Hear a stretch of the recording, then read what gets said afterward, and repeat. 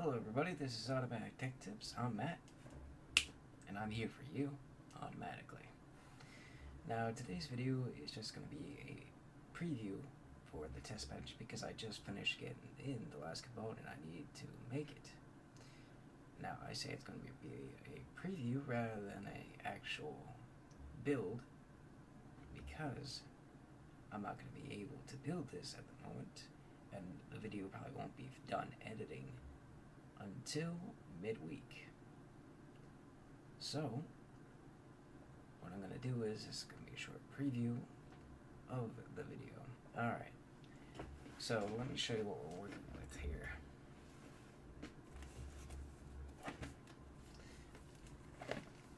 I picked up a 500 watt power supply, even though I should have gone with something much more heavy duty than this, especially since this is going to be a test bed and not a gaming rig. Now normally you can get away with going with 500 watt or 600 watt depending on how much power everything on your rig is going to pull. Your CPU may pull a lot of power and your graphic card may pull a lot of power, so you got to keep that in mind.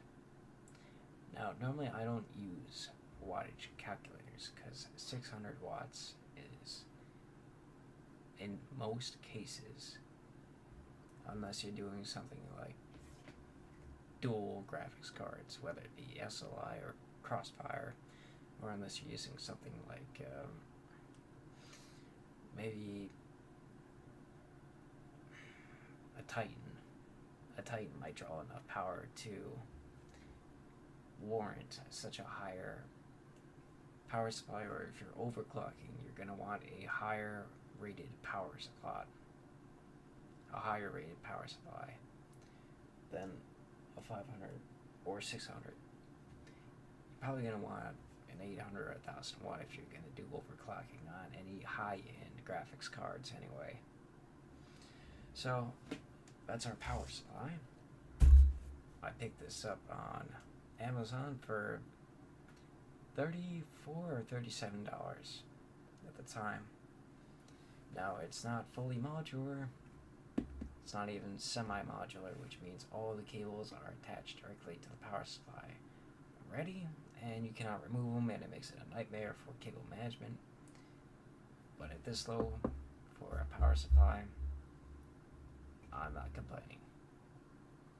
And given that this is a test bench, I'm only going to be using two or three of the cables anyway, and it's all open air. There's not really a lot of cable management options to begin with. I'm not worrying about cable management. But if I were going to worry about cable management, I'd either go with a semi-modular or a fully modular power supply. I went with EVGA because I trust their power supplies, but I'd also go with Corsair, Cooler Master, and a variety of others. Now, for our processor, I was limited to the FX series due to our motherboard that I had lying around beforehand.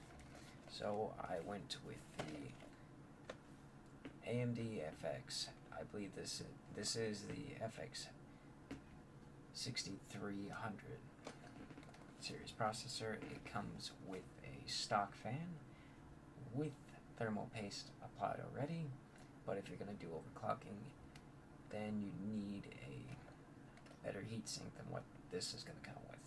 This is a 6-core processor, and since it is the Black Edition, it is overclockable.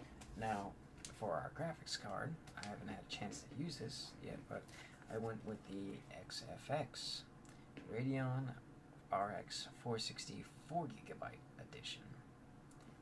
An aftermarket card with an aftermarket cooler.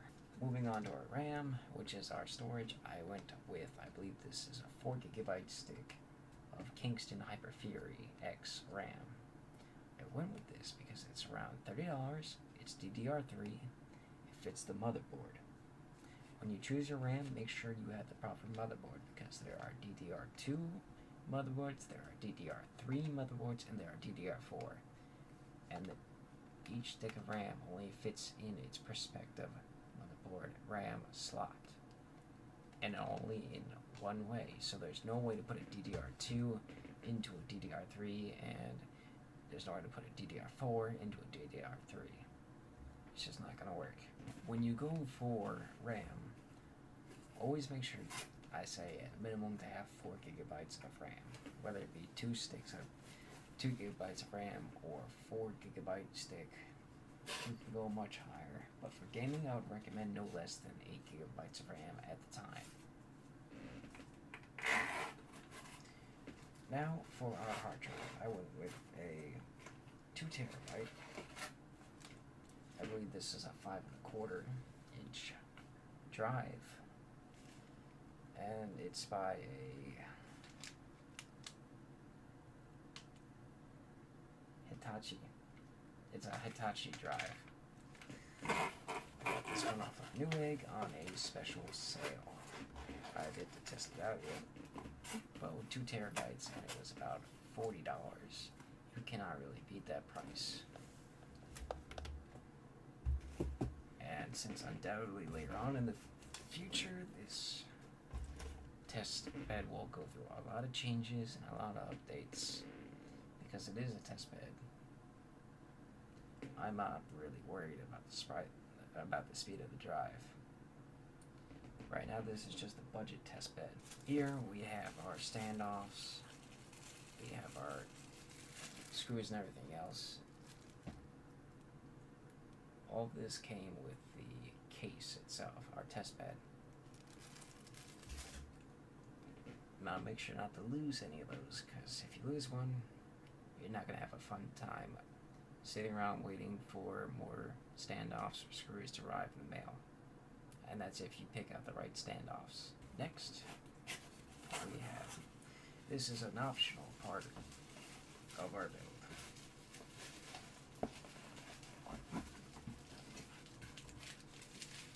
It's our DVD/CD optical drive. This is powered through our power supply and a SATA cable to connect it to the motherboard. In fact, the same procedure is the same for our mechanical hard drive, the 2 terabyte hard drive that I have sitting for this build.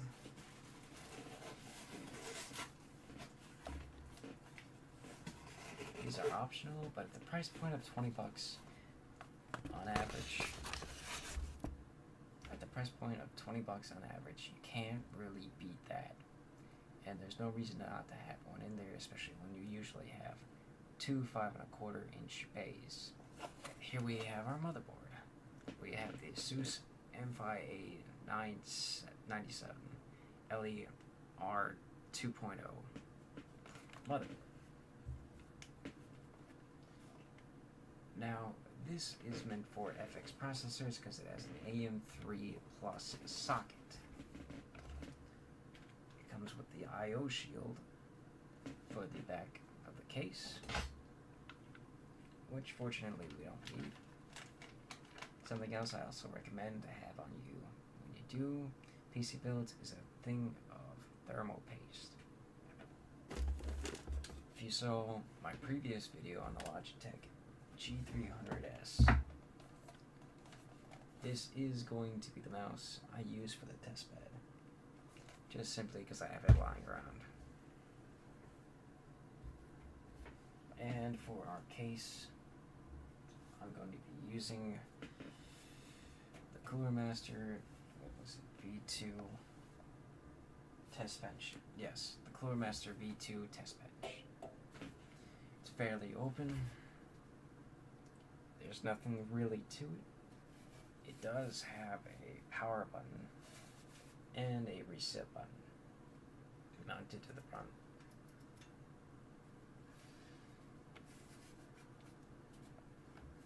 Now your power supply is going to be positioned here, while your DVD drive or your Blu-ray drive is going to be positioned here. You can screw an SSD down to the bottom, or you can insert a hard drive into here. You can also mount another one here. The motherboard is going to sit on top, along with the processor, the RAM, and everything else. Now, if we take a look at the bottom, we do have the rubberized feet, which means it's not going to be vibrating heavily. Now this was a little bit on the pricey side for nothing more than just a metal sheet with some rubberized feet and a few holes for air. This was about $50 to $60. And some things I would like to see on this is some support for our graphics card off to the side, and maybe a fan arm so I can keep some air flowing onto the test bed and the motherboard and everything else when it's in operation, just to keep airflow moving. That pretty much wraps up the video, and I'll see everybody else in the next video. This has been Automatic Tech Tips, and I'm here for you automatically.